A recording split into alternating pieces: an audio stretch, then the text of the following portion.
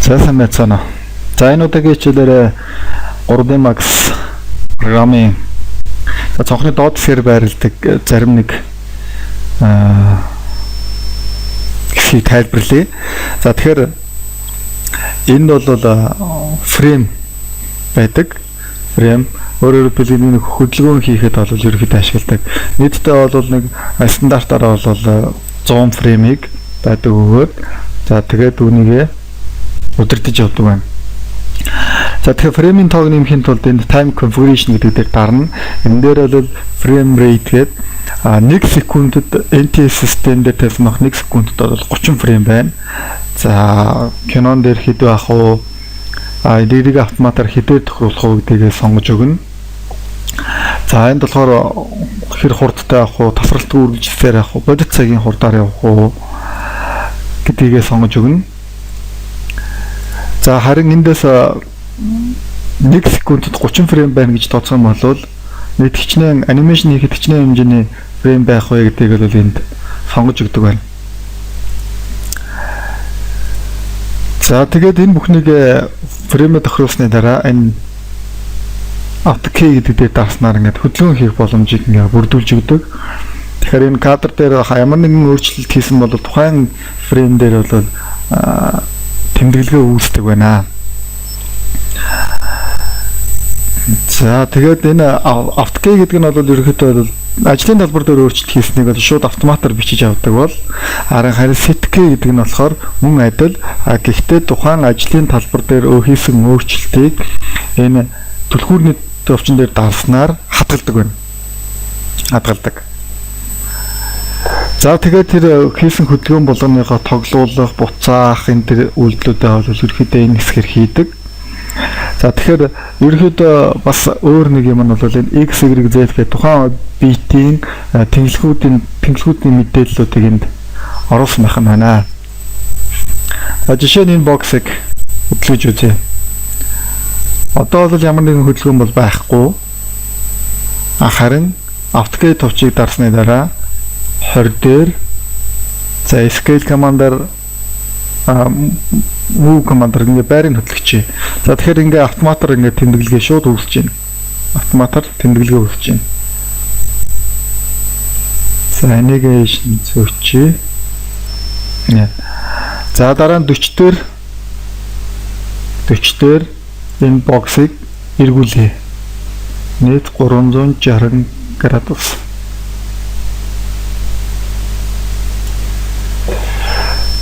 За 60 дээр хэмжээг нь өөрчлөе. За тэгээ 80 дээр нэгэ буцаад хэрэнд нь оруулъя.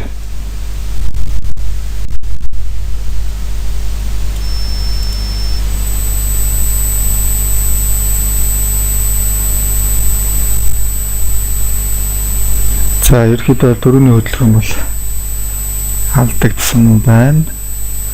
Энийг утгаад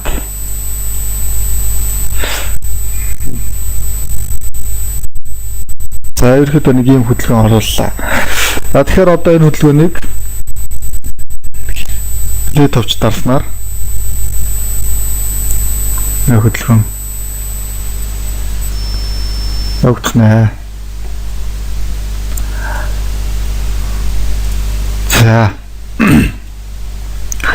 За тэгэхээр энэ хөдөлгөөнийг илүү ингээд хөдлөх байдлыг нь илүү зөв болгох үүднээс за эндээс Cure Editor гэдэг. За энэ цонхыг нэй. За тэгэхээр энэ цонх нь ямар үүрэгтэй вэ гэхээр тухайн хөдөлгөөн маань яаж хийх ёстой, тэрний хоорондын хамаарал, хурд гэх мэт ойлголтуудыг бол энэ дээрээс ерөөхдөө гаргаж өгдөг. За тэгэхээр энэ бол тухайн фрейм хэдтээр байгааг нь зааж өгдөг. Хэдтээр байгааг нь зааж. За тэгээд энийг шин татъя. Нэг юм бол арай илүү хөдөлгөөн өөрчлөлт орно гэдэг. Энэ болгоныгоо ерөөхдөө өөртөө бол тохируулж болно. За эндээс ингээ харах юм бол Гэх мэт ингээд хөдөлгөөнийг одоо яаж ч өөрчилж болохоор байна.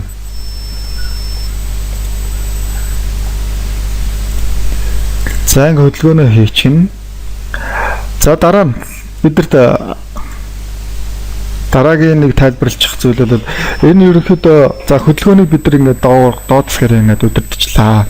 Тэгвэл одоо энэ объектын харагдах байдлыг хэрхэн сайжруулах вэ?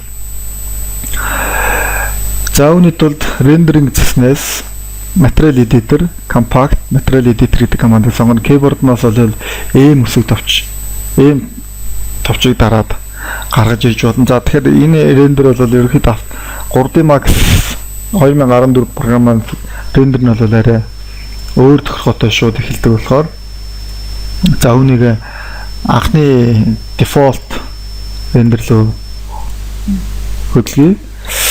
За үүний тэл default F10 this render stop за common гэдэг хэсгээс assign renderer за in this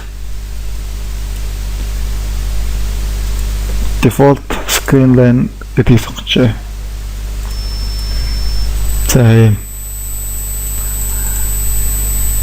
За тэгэхээр энэ бол ерөнхийдөө материал editor гэдэг тухайн битэд ямар материалууд өгөх вэ гэдгийг сонголтыг хийж өгдөг. За X товч дарснаар нэг харагдах байдлыг өөрчилдөг. Эсвэл за одоо эндээс бид нэр тухайн материалаас render бол default гэж сонгосон болохоор материалаа ч гэсэн бас стандарт гэж сонгочээ. За тэгээд хөнгөний хувьд баг зэргийн ногоон. За жоохон гэрэл өгчээ. За bump дээр noise turbulence за ингээд өгч. За энийг жоохон тодруулаад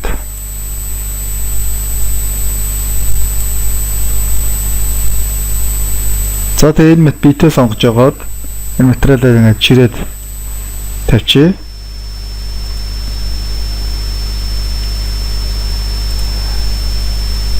За ингээд материалуудыг ингээд бит төгчнө.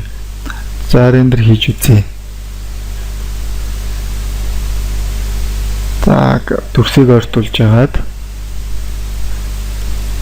дахиад рендер команд өгье. За амархуу байдлаар харж болох нэ. За тэгэхээр одоо энэ дүрс маань өөрөө хөдөлгөөн. Тэгэхээр бидний энэ удаагийн хичээлээр энэ дүрсийг хөдөлгөх. За түүнд материал өгөх. За тэгээд бичлэгийнхаа тогтворгоог хийх. Хөдөлгөөнөө удирдах гэх мэтийн үйлдэлүүдийг хийлээ. За ингээд энэ удаагийн хичээлийг ингээд дуусгая. Анхаарал тавьсан явдалд баярлалаа.